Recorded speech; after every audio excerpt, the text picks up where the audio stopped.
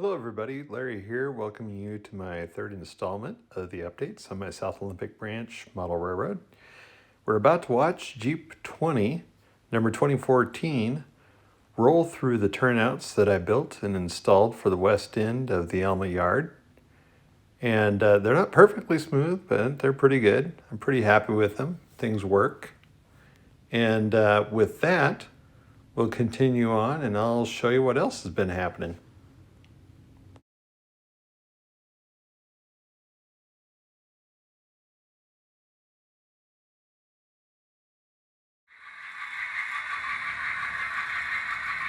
The locomotives in this part of the video are first a Spokane, Portland, and Seattle C636 made by Bowser, and the second one is a Northern Pacific U28B that was made by Riverossi.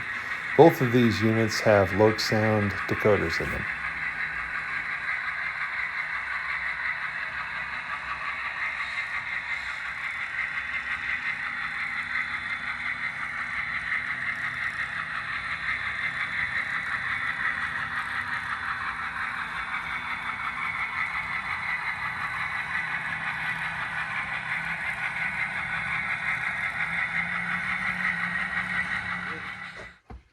Okay, so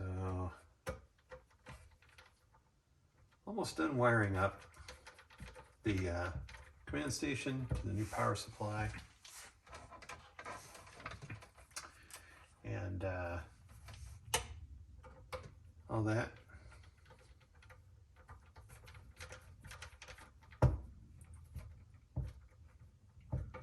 So got this wire down here. Now this one, this bus wire, or this cab bus wire here, goes all the way down to under the helix, where it plugs in to another booster that's down there, which is powering the helix and part of the other track down there. So let's turn this thing on. See what we get. Yeah, that's a good sound. Track status lights are green. That's good.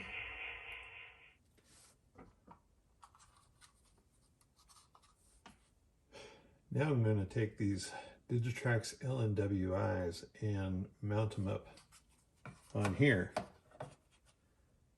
Something like that. And eventually, I may replace them with a computer that has a built-in Wi-Fi so that I don't have to have these. But for now, it's just a really easy way to set up Wi-Fi connection for your Digitrax system. It's pretty much plug and play. It doesn't get much easier than that. Now you can turn on a password if you feel it's necessary. Here at home, I don't feel it's necessary, of course, but they do have a pretty good range, so it's something I probably should do, I suppose. But if somebody breaks in and tries to run trains, well, I guess that'll be weird. Time for a test fit. Let's see, okay, so I could use a little bit more tightness on that. I mean, it's not like I'm going to move this thing around, so I shouldn't have to be that radically secure, but yeah, these will hold it just fine. These will hold it just fine. Cool. All right. A while back, I bought some Y cables for the for DC usage, and I don't know if I showed you guys this in one of the previous videos, but essentially, you've got a lot of accessories that don't really take the full 1 amp that one of these little wall warts can put out. So getting one of these, and I can probably plug them into 2 of these LNWIs and cut down on some cabling a little bit. Got those plugged into power. Now I can plug in my Loconet cable to one of them. And where is that port? It doesn't matter which port goes first.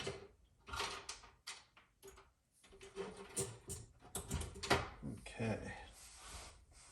But I can daisy chain it right from one to the other. And then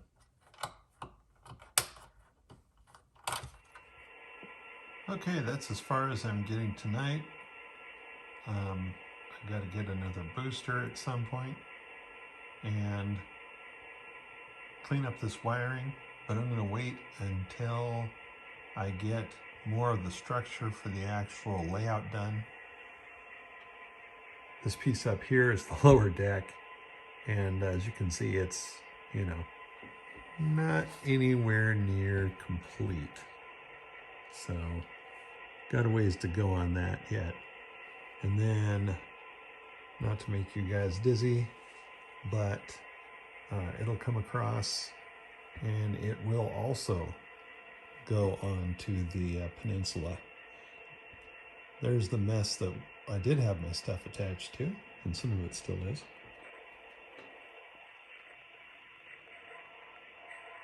There you go. Yet another project I started on was painting some of the track and turnouts. This was all done with my airbrush and some Vallejo air paints. I did some different colors, and I think the one I'm leaning towards most right now is the darkest of the browns, which is called mahogany. You can kind of see that right there. We'll see how it goes further down the line. I don't mind the bright ones so much, but I think the mahogany really represents the closest thing to the rails around here. One thing that I wanted to talk to you guys about that I did actually picked up several months ago was a TCS UWT100 throttle. That's this. And it connects to the systems via Wi-Fi. As long as you have Wi-Fi available, it doesn't matter what system you're running. I've used this on my Digitrack system without any problems whatsoever with the LNWIs that I showed you earlier in this video. So I'm going to turn this on, and you can see it powering up there, and hit number 2 to confirm that I want it to turn on, and you can see it's on. The screen looks pretty flickery in the video, I can see that, but it doesn't look that way, of course, when I'm looking at it with my own eyes. Anyway, so there's some pretty neat stuff. One thing that it has built into it is a nice wrist strap. So, you know, you're at the show and you're just kind of like, yeah, you know, you're talking to that guy about trains, you know, and you drop the throttle. Well, this one has a wrist strap on it, so you can not do that. Some other throttles will have that, or you can add that to that, but that's, you know, this one has it built in. That's kind of nice. Uses a couple of AA batteries that fit right in the back. You can put rechargeables in there if you want. They don't have any qualms with that. And these two little things up here is a light, which if you're trying to line up couplers, oops, just turn it off because it's the wrong way. If you're trying to line up couplers between, you know, two cars or whatever, sometimes it's really handy to have a little flashlight there. The recall function on this locomotive, on this throttle, is really cool too, because I think it's more user-friendly than a lot of other throttles are. So it keeps a locomotive right at the top there, in case you're using something you didn't want to, and you were just using something else. So I could just hit that, and I've selected the last locomotive I was running. If I wanted to select a different locomotive, I hit the little menu button over here, say recall, and then I can scroll through several locomotives that I've run recently.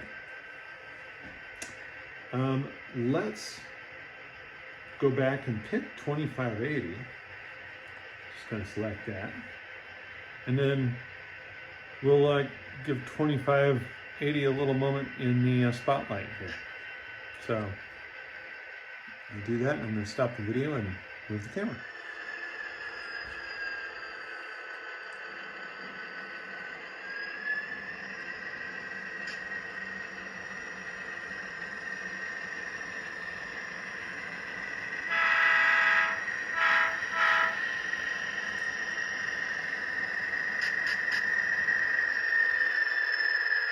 So 2580 is a Proto 2000 Jeep 35 that came out about 4 or 5 years ago.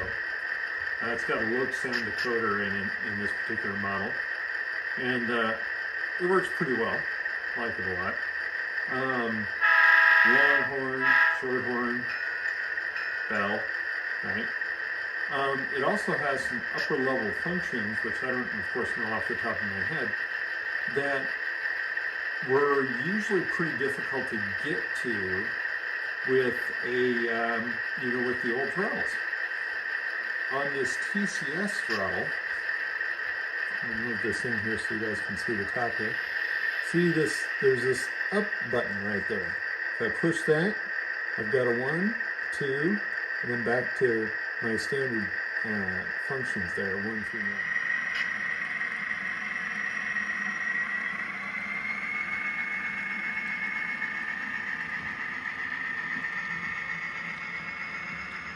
One of the wood chip cars I weathered, and a bulkhead flat that still needs it, and a tank car will get some of that same treatment at some point. I've got a lot of rolling stock. Don't tell my wife I said that. And as if she doesn't know. And just gonna head off into the sunset of the helix. I think that'll be all the video for today, as you get to see a close-up of some of my mess.